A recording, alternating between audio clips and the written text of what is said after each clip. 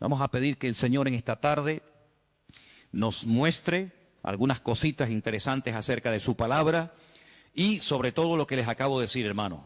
Estar preparados, tener respuestas correctas, adecuadas, para que cuando los inconversos, la gente que no conocen al Señor, vengan a hacernos preguntas, nosotros podamos responderle correctamente. Bendito sea Dios.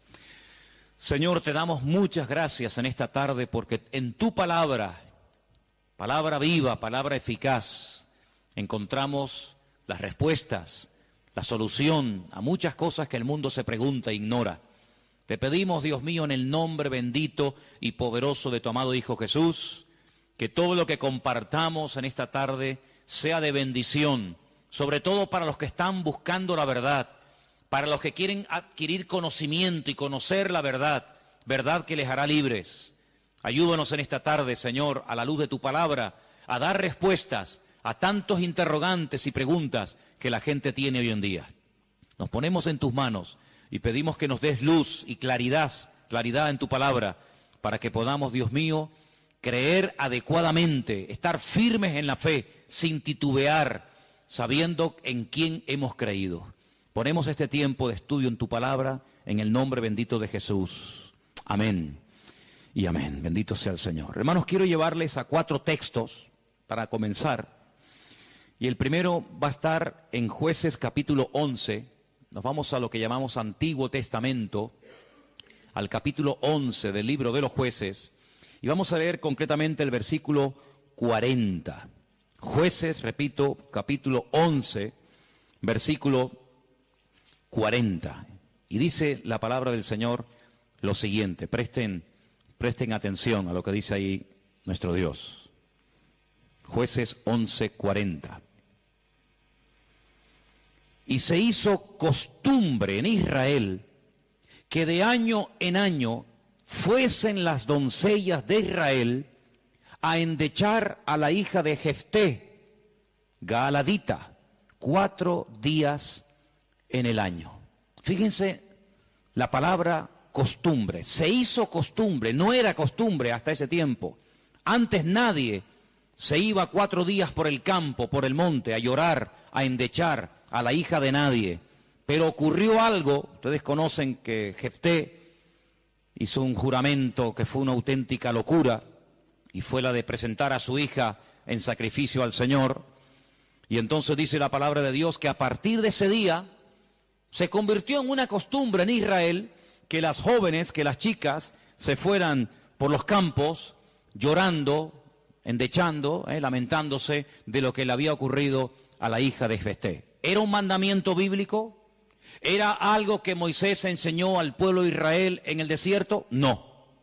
Sino que se hizo costumbre. Empezaron un año y otro año, una generación y otra generación, hasta que aquello se convirtió en una costumbre.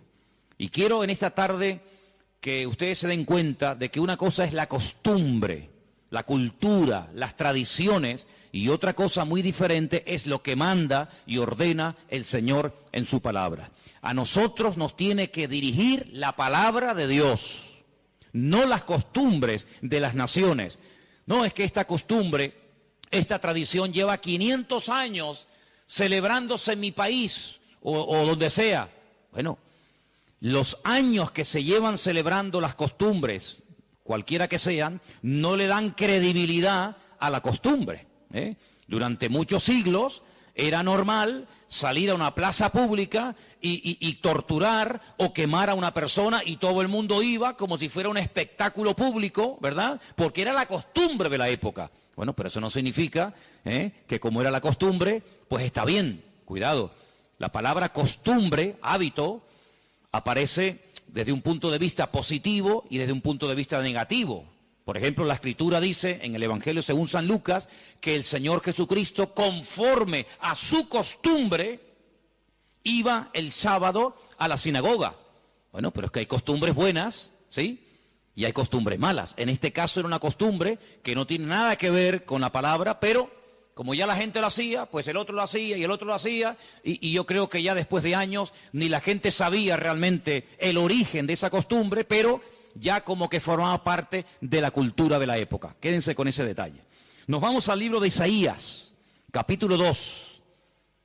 Libro de Isaías, capítulo 2, versículo 6. Y dice lo siguiente, un texto, por cierto, muy interesante. Isaías 2, versículo 6. Ciertamente tú has dejado tu pueblo, la casa de Jacob, porque están llenos de costumbres traídas del oriente y de agoreros, como los filisteos que pactan con hijos de extranjeros. Uno de los reproches que el profeta Isaías lanzaba en la época en la que él le tocó servir al Señor en su ministerio es que ustedes se han llenado de costumbres que no son costumbres con una base bíblica, no son costumbres basados en un mandamiento de la Escritura, sino en costumbres, como dice aquí, importadas, traídas de Oriente, que no tienen nada que ver con ustedes. Por ejemplo, aquí en España, país en el que vivimos, pues se ha metido con una fuerza tremenda una fiesta, que era una costumbre de pueblos paganos, dicho sea de paso, que se ha celebrado hace poco, la famosa fiesta de Halloween, y tú estudias la historia de nuestros pueblos, aquí hay hermanos de otros países de Latinoamérica, y Halloween no tiene absolutamente nada que ver con la cultura latina. Absolutamente. Halloween no tiene nada que ver ni con Argentina, ni Uruguay, ni Venezuela, ni Cuba, ni España. Son costumbres importadas. Costumbres que no tienen nada que ver con nuestra cultura, pero a base de repetirlas y practicarlas un año y otro año, como que ya forman parte de una de las muchas fiestas que hay a lo largo del año. Eso precisamente es lo que dice el profeta Isaías en su época. Ustedes han abierto la puerta y se han llenado de costumbres traídas de Oriente, que no tienen nada que ver con ustedes. Y dicho sea de paso, la mayoría de esas costumbres traídas de Oriente eran costumbres paganas, costumbres que no tenían absolutamente nada que ver con la palabra del Señor. Vamos a avanzar. Libro de Jeremías, capítulo 10. Jeremías, el capítulo 10, leemos lo siguiente, versículo 3, Jeremías 10, versículo 3. Miren qué texto tan interesante. Porque las costumbres de los pueblos son, ¿qué dice ahí? Vanidad. Vanidad de vanidades, decía el predicador. Las costumbres de los pueblos son vanidad. Y ahora habla acerca de la idolatría, que era una de las costumbres, no del pueblo de Dios, sino de los pueblos paganos. Ahí la palabra pueblos es la palabra goyín. La palabra goyín significa naciones. Cuando se habla de Israel, se menciona Israel, para que no haya género de duda. Pero cuando se habla de naciones paganas, naciones extranjeras, naciones, digamos, no adoradoras del Dios vivo y verdadero, se les llama goyín, se les llama naciones. Y en este caso dice, las costumbres de esas naciones, de esos pueblos, son todas absolutamente vanidades. Quédense con eso. Vamos a leer un versículo en Ezequiel, profeta Ezequiel, un libro que no sé por qué no se suele leer mucho, pero tiene textos y historias muy interesantes. En el capítulo 11 de Ezequiel, el capítulo 12, dice así: sabréis que yo soy el Señor, porque no habéis andado en mis estatutos, ni habéis obedecido mis decretos, sino que según las costumbres de las naciones que os rodean, habéis hecho. Las costumbres de las naciones que les rodean, esas son las que ustedes están practicando. No los estatutos, ni decretos, ni fiestas, ni celebraciones que nuestro Dios ha ordenado en su palabra, sino que todo lo contrario. Hay momentos, ustedes seguramente han leído esos pasajes, donde los profetas, tratando de convencer, de sacudir al pueblo de Israel, les decían, a ver, vamos a ver, díganme ustedes un pueblo, una nación que haya cambiado sus dioses, que hayan dejado sus idolatrías por nuestro Dios. Ninguno. Los egipcios, mira que vieron milagros los egipcios, porque las famosas 10 plagas de Egipto eran milagros, eran demostraciones del poder de Dios, ¿sí o no? Totalmente. Dejaron los egipcios al convencerse de que sus dioses no servían para nada, que hicieron el ridículo. Dejaron los egipcios su idolatría para creer en el Dios de los hebreos, en el Dios de Moisés, ¿sí o no? Para nada. Es más, cuando salen de Egipto, ¿qué hace el faraón? Vamos a perseguirlos, vamos a atraparlos y llevarlos otra vez a Egipto para que sean nuestra mano de obra. No se convirtieron, no se arrepintieron. Y mira que vieron la gloria de Dios, un río lleno de sangre. Bueno, eso es algo tremendo. Cruzaban la calle y allí la gente tenía luz y alegría y vida. Y a este lado, muerte, los animales se morían llenos de úlceras, llenos de llagas, miseria, pobreza, muerte. Oiga, aquí hay una diferencia. Esta gente pinta con sangre de cordero las puertas de la casa y no se muere nadie. Y nosotros, los poderosos egipcios, incluido el faraón, se mueren todos los primogénitos. ¿Te parece poca diferencia? Y así podríamos hablar de otra, ¿verdad?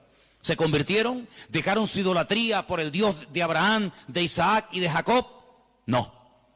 Daniel, en Babilonia, ¿cuántas veces vieron la gloria de Dios a aquella gente? Vieron a Daniel sobrevivir toda una noche y no ser atacado por los leones cuando lo metieron en el foso. ¿Se acuerdan, sí o no? Vieron a aquellos 3 jóvenes que les habían cambiado el nombre, que no se quemaron dentro del horno de fuego. ¿Cambiaron? ¿Recapacitaron? Ninguno. Dice, ¿cómo es posible que ustedes habéis podido comprobar que ninguna nación ha dejado sus dioses, su paganismo, para creer en nuestro Dios? Y sin embargo, ustedes sí lo han hecho. Dejaron al Dios vivo y verdadero para adorar a Moloch, a Milcón, a Astaroth, a Acera, a Baal. ¿Cómo puede ser eso? Pues eso fue lo que pasó. Ellos cambiaron al Dios verdadero por aquellos dioses, y dice el profeta Ezequiel en este pasaje, todo eso que habéis hecho son las costumbres de las naciones que les rodean, pero ustedes, en vez de influenciarles a ellos, que ellos se conviertan a ustedes, ha pasado todo lo contrario. Ustedes se han terminado convirtiendo a ellos. Han adoptado su forma de vivir, su forma de adorar, su forma de cantar, su forma de comportarse. Y esto es algo realmente increíble, porque esto no ha pasado nunca, nunca en la historia de la humanidad. Una nación ha dejado el paganismo, ha renunciado 100% a toda esa mentira y ha abrazado la fe única y verdadera. Sin embargo, ustedes tenían al verdadero y lo han abandonado. Otros profetas utilizaban el término han adulterado, han sido infieles a vuestro Dios. ¿Para adorar a quién? Al Dios de las moscas, al Dios de los excrementos, como hay por ahí un Dios también en la Biblia que se llama el Dios de los excrementos, para adorar a las criaturas en vez de adorar al Creador. Increíble, increíble. Entonces, los profetas que hemos leído, Jeremías, Isaías, Ezequiel y también en el libro de Jueces, dicen que todo eso, esas costumbres son todas vanidades. Y entonces nosotros como creyentes, que hemos, como dice la Biblia, pasado de muerte a vida, cuando nos convertimos al Señor, cuando salimos de donde hemos salido cada uno, pues tenemos con el paso del tiempo que no solamente decirle al Señor, Dios mío, gracias por haberme salvado, gracias por haberme perdonado los pecados, sino que quiero también pedirte, quiero que me ilumines, porque a lo mejor de mi antigua vida, cuando yo no te conocía, cuando andaba en la ignorancia, cuando estaba en la idolatría, en las costumbres que practiqué yo y mi familia durante toda la vida, Señor, quiero que tú me ilumines, por si acaso todavía puede ser que en mi vida, en mi familia, en mi forma de hablar, de pensar, de vestirme, etcétera, etcétera, todavía quedar algo que no está bien, pero que como lo hace todo el mundo, pues no parece que sea tan malo. Porque si os dais cuenta, hermanos, hay cosas que se hacen hoy en día que están mal, pero sin embargo, como las hace todo el mundo, no se ven mal. Por ejemplo, a mí una de las cosas que me llama la atención, cuando voy a lo mejor a algún supermercado, es que de un tiempo a esta parte, en la parte donde está todo lo que es los puros y los cigarrillos y todo esto, es increíble. ¿Os habéis dado cuenta lo que ponen como advertencia, en las cajas de cigarrillos, el cigarrillo mata, ¿eh? El cigarrillo produce enfermedades pulmonares, cáncer, y esto y lo otro. Pero ¿quién hoy en día iría por la calle poniéndole una multa a una persona por fumar? Nadie. ¿Por qué? Porque como lo hace todo el mundo, ya forma parte de una vida normal, pues no se ve tan mal. Pero cuidado, el que lo haga mucha gente no significa de que esté bien, ¿sí o no? Entonces puede ser que a lo mejor algunos de ustedes en algún momento se ha sentido, perdonen la expresión, como un bicho raro en su puesto de trabajo, con los amigos, con la familia, con los vecinos, ¿sí o no? Porque resulta que todo el mundo ve bien, pues ciertas y determinadas cosas que cuando vamos al manual, cuando vamos a la palabra de Dios, resulta que no solamente están mal, sino que incluso son pecado y abominación ante los ojos de Dios. Vaya usted a una manifestación de miles y miles y miles de personas a favor del aborto y párese en esa marcha y diga que el aborto es un crimen, que es un asesinato y que eso es una abominación delante de Dios. ¿Lo matan? ¿Sí o no? ¿Lo matan? Párese usted en una manifestación donde están llevando a una virgen, a un patrón, a un santo y diga, ¿pero qué estáis haciendo?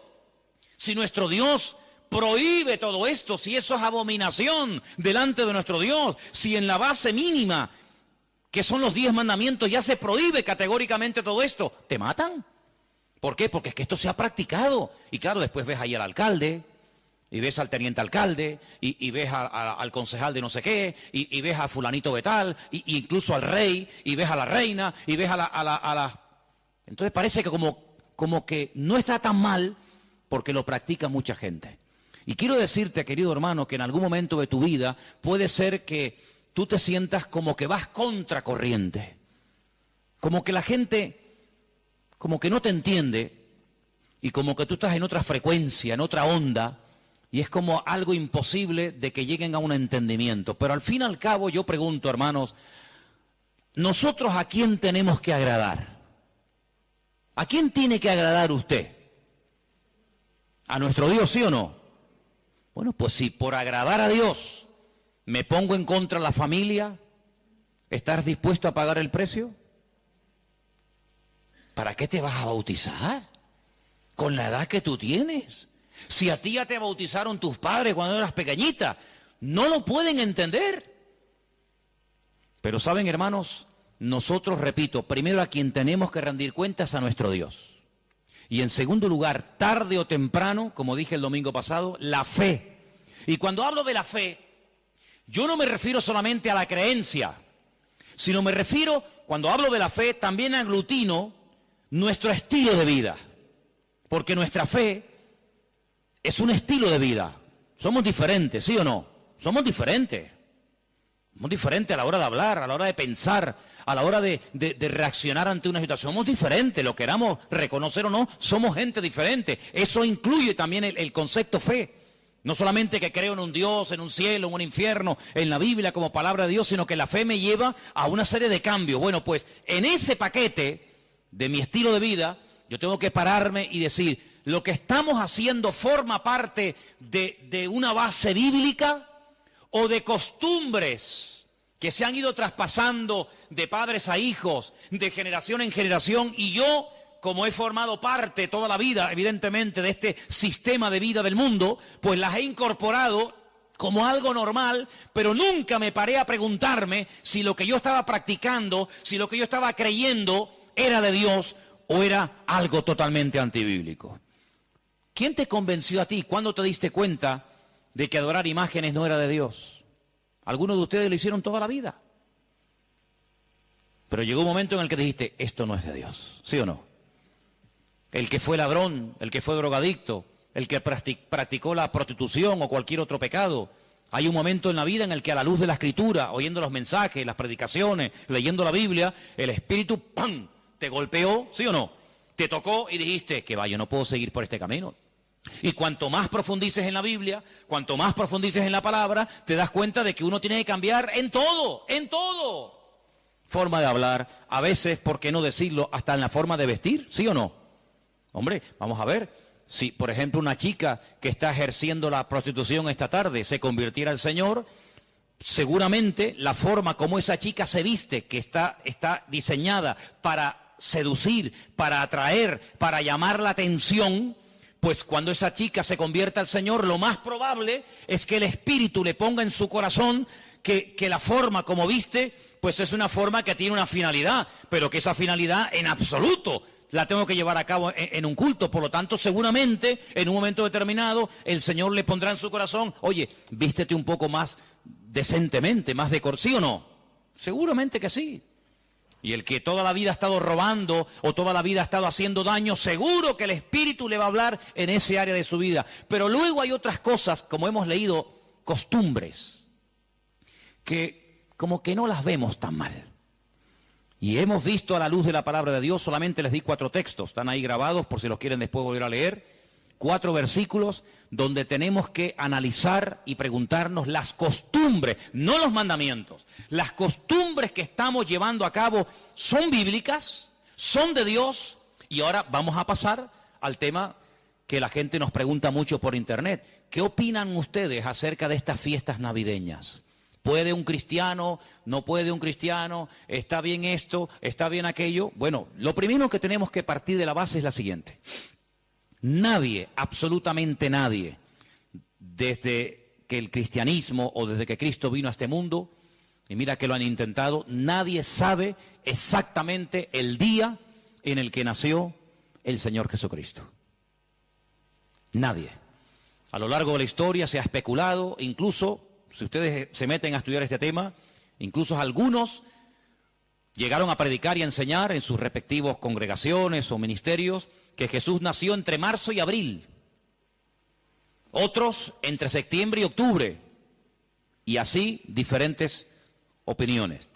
Por lo tanto, partimos de la base de que, lógicamente, el Nuevo Testamento, porque el Antiguo no te lo va a decir, porque no había nacido, el Nuevo Testamento en ninguna parte te dice exactamente el día en el que el Señor Jesucristo nació. Nadie sabe absolutamente nada. Sí sabemos que murió en una época en la que los judíos estaban celebrando una fiesta llamada la Pascua. Sí sabemos que hay una fiesta que nosotros la conocemos como Pentecostés, que su nombre original es Shavuot, la fiesta de las semanas, que el Señor la utilizó para que en ese día concretamente, pues aquel grupo que había en aquella casa fueran llenos del Espíritu Santo. Eso sí lo sabemos. También podemos saber con exactitud que el Señor Jesucristo, la noche que fue entregado y en ese lapsus de entre una hora y otra, y fue a ser crucificado, se estaba celebrando la fiesta de los panes sin levaduras que se unía a la de la Pascua. Todo eso está clarísimo. Y sabemos pues cuándo hay que celebrar la fiesta de la Pascua y la fiesta de Pentecostés y la fiesta de los tabernáculos. Todo eso lo sabemos porque está estipulado en la Biblia. Y te dice, contarás desde tal día a tal día, tanta semana. ¡Pum! Y eso es matemático. Pero en cuanto al nacimiento de Cristo, la Biblia no nos da ninguna información exacta de cuándo nació. ¿Por qué? Porque en nuestra concepción, entre comillas, cristiana, cometemos un gravísimo error. Y es que Jesucristo nació en un contexto judío, no en un contexto cristiano. Jesús nunca fue a ninguna iglesia evangélica, él toda la vida fue a sinagogas. Jesús nunca practicó costumbres cristianas. Las costumbres que él practicó y su padre y su madre y sus antepasados eran costumbres judías, ¿verdad? Por lo tanto, para nosotros se comienza a contar desde el nacimiento del niño y dice, bueno, el niño nació el 2 de octubre. Pues al año que viene, el día 2 de octubre, el niño cumple un añito. ¿Sí o no? En la mentalidad judía no se cuenta el tiempo así. En la mentalidad judía, en el momento en el que la mujer sabe que está embarazada, en el que la mujer sabe perfectamente que sí o sí está embarazada, ahí se empieza a contar. No a partir del nacimiento a los 9 meses, ¿me entendéis? Por lo tanto, ya empezamos mal. Es como, por ejemplo, cuando nosotros decimos, bueno, ahora mismo aquí en Tenerife tenemos las 8 en punto de la noche. A las 12:01 será día viernes. Eso según nuestro calendario, según nuestra cultura, según la Biblia, ya es viernes. ¿Por qué? Porque en cuanto cae el sol y ya se puede ver, aunque sea una sola estrella en el firmamento, automáticamente ya estamos al día siguiente. Entonces dice, entonces todos al revés. Bueno, hay que saber estas cosas. Nuestro calendario gregoriano, inventado, mandado a hacer por un papa, tiene 365 días. El calendario bíblico tiene 360 días. Otro dato a tener en cuenta. ¿Qué te parece? Y así podríamos contar cantidad de detalles que cuando uno va a la palabra, uno tiene que conocerlos. Porque si no ya estás partiendo equivocadamente. Y entonces decimos, el nacimiento del niño marca el momento de su nacimiento y de su próximo cumpleaños. Te vuelvo a repetir, la vida en la cultura judía, en la cultura hebrea, se cuenta a partir de la concepción, no a partir del nacimiento. Ahora bien, tengo aquí algunos datos que les voy a leer en esta tarde, que son muy interesantes, pero primeramente quiero decir lo siguiente. No sabemos la fecha exacta del nacimiento de Cristo. No hay ni un solo ejemplo, ni uno solo. Si alguien sabe de alguno, por favor que lo diga ahora, o calle para siempre. No hay ni un solo ejemplo en el Nuevo Testamento de nadie que haya practicado el nacimiento de Cristo, que haya celebrado, mejor dicho, el nacimiento de Jesús.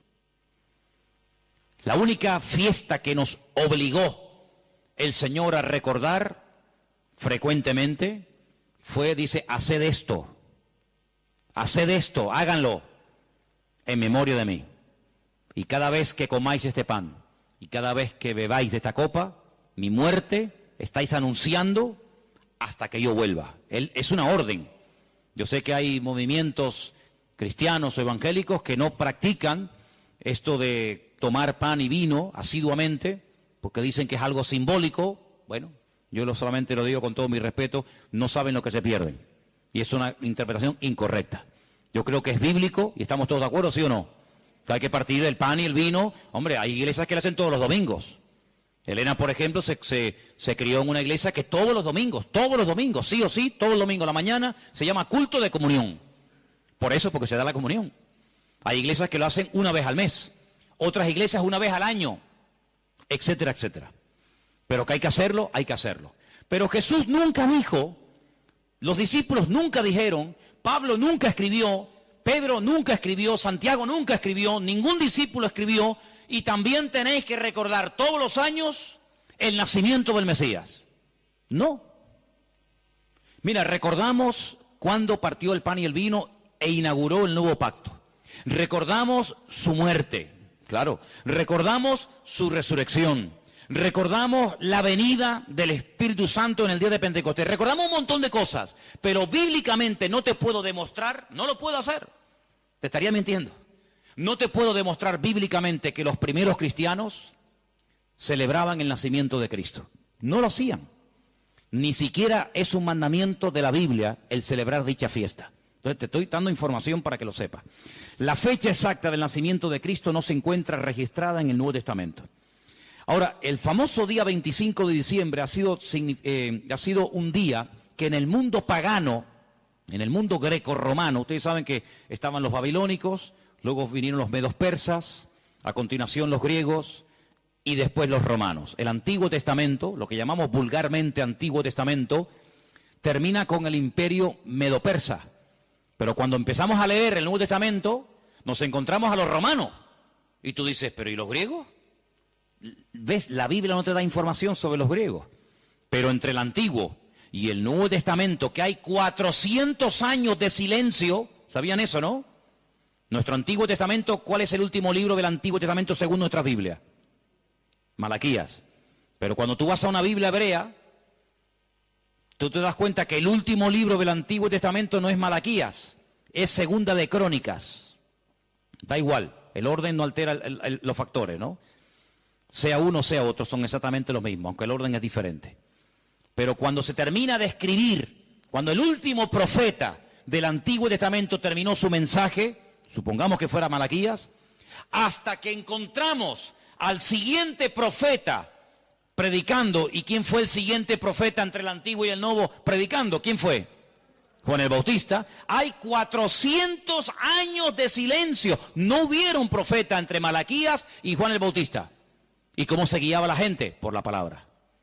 Ahí estaba todo escrito, todo comprimido, todo condensado, y fue un tiempo de silencio, de palabra profética, pero la palabra ya estaba escrita.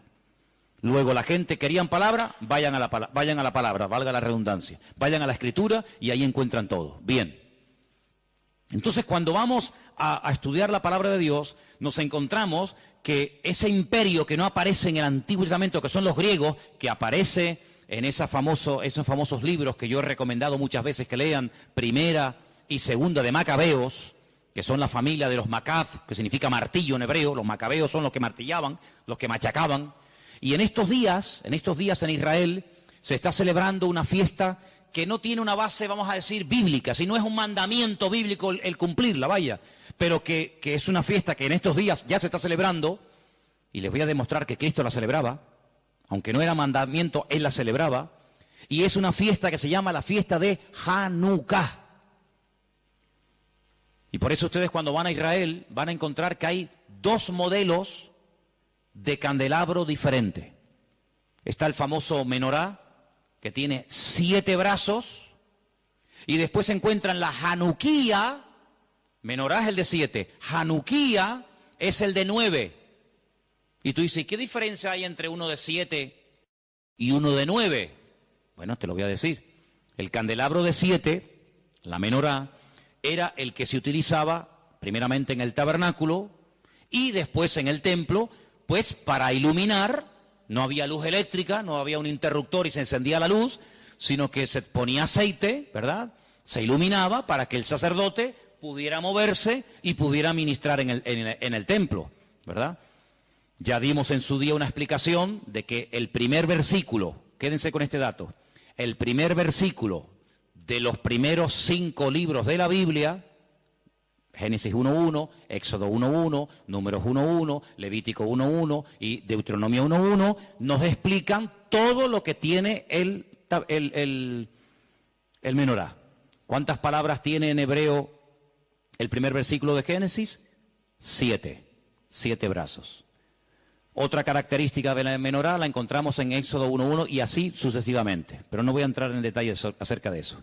Pero en la época de los seleucidas, en la época de los griegos, déjenme que les cuente algo de historia, que es bueno saberlo. Cuando Alejandro Magno muere, dicen que era homosexual, no dejó descendencia.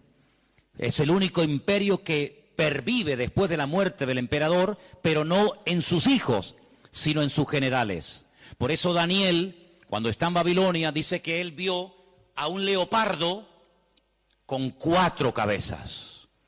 Y las 4 cabezas son los 4 generales que cuando Alejandro Magno muere, se reparten en 4 pedazos el mundo que había conquistado Alejandro Magno, ¿verdad? Uno de los trozos que se reparte tenía que ver con Israel. Y allí estaba el famoso Antíoco Epifanes, que era terrible, terrible.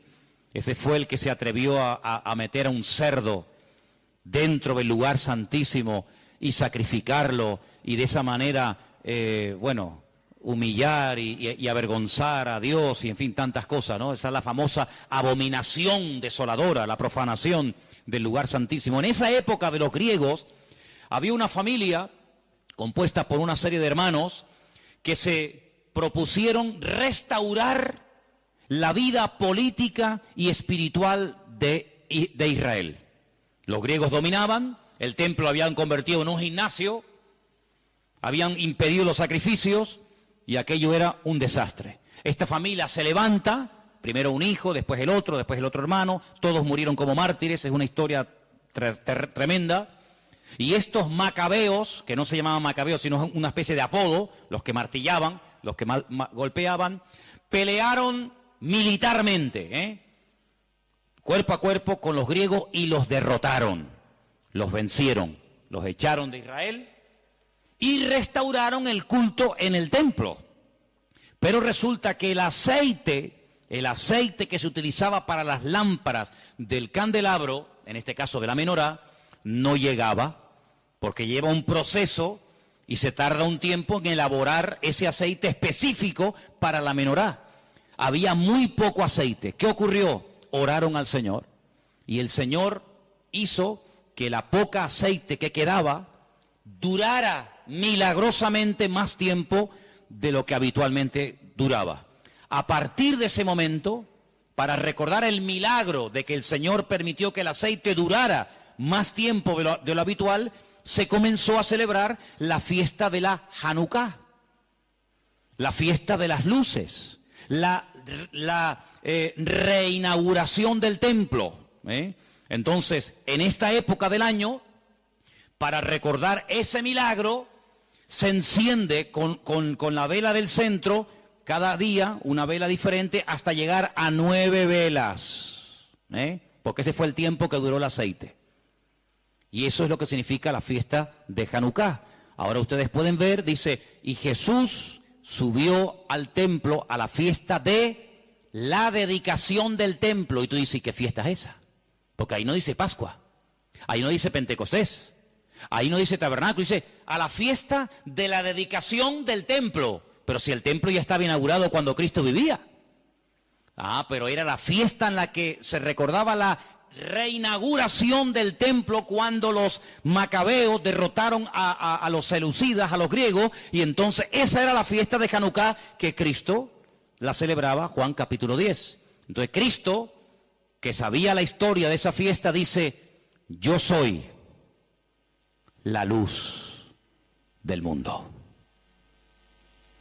Y la gente sabía lo que estaba diciendo, porque así como esta luz se enciende, yo soy ahora la luz del mundo. Y posteriormente a sus discípulos le dice, y ahora también vosotros sois la luz del mundo. Y todo está basado en algo que pasó en aquel tiempo. Entonces, cuando vamos al Nuevo Testamento, nos encontramos que nos dice la Biblia quién gobernaba en el Imperio Romano en el tiempo del nacimiento de Cristo.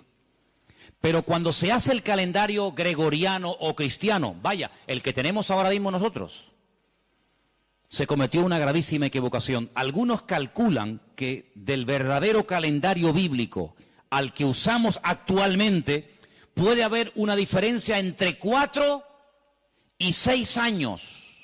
Es decir, que en vez de estar ahora en el 2015, estaríamos ahora 4 años o 6 años más de lo que estamos. Y eso es bueno saberlo, porque la Biblia nos da datos acerca de lo que va a ocurrir en cada tiempo, y por eso estamos viendo profecías cumplidas nosotros en este momento, que tú dices, pero no me encaja el tiempo. Claro, no te encaja el tiempo si te llevas por el 2015, pero si te llevas por el calendario bíblico, te encaja todo de una forma maravillosa, porque Dios no se mueve con el calendario inventado por don Gregorio, sino Él se mueve por el calendario inventado y creado y dado por Él en su bendita palabra. ¿Cuántos dicen amén? Entonces, sigo leyendo esto que está muy interesante. La historia de la Navidad parece tener los primeros antecedentes entre el 320 y 353 después de Cristo. Es decir, que hasta el 350 y pico después de Cristo, ningún cristiano, ninguna iglesia practicaba o celebraba lo que vulgarmente llamamos la Navidad. Durante más de 300 y pico de años, esto no existía. ¿Qué te parece? Yo dije un día que si ustedes quieren ver la transformación terrible que experimentó el cristianismo, tienen que leer detenidamente lo que pasó en el Concilio de Nicea. Ahí en Google, se meten, Concilio de Nicea, estudien, lean lo que allí pasó. El cristianismo del 300 para atrás era diferente al cristianismo que se vive hoy en día del 300 y pico hasta nosotros. Todo cambió, hermanos, todo cambió. Entonces fue en esa época, en ese tercer siglo, cuando se comenzó a decir que Cristo había nacido el 25 de diciembre. ¿Por qué? Porque era la fiesta, era el día más pagano del año. Se celebraba el culto al dios Saturno, y el dios Saturno era el dios de las cosechas, y era un día de celebración, pero de celebración pagana, de sacrificios en agradecimiento al dios Saturno. Era el solsticio de invierno en el hemisferio norte, y ahí dijo alguien, bueno, vamos a utilizar el día más pagano del año cuando se adora al sol, vamos a utilizarlo y lo vamos a cristianizar para que de esa manera también nosotros los cristianos formemos parte de la festividad y de la alegría a nivel mundial. Desde finales del siglo IV, el cristianismo, finales del siglo IV, el cristianismo comienza con la famosa tradición de la Navidad, y el Papa Julio I dijo que Jesús había nacido el 25 de diciembre. ¿De dónde lo sacó? De ninguna parte.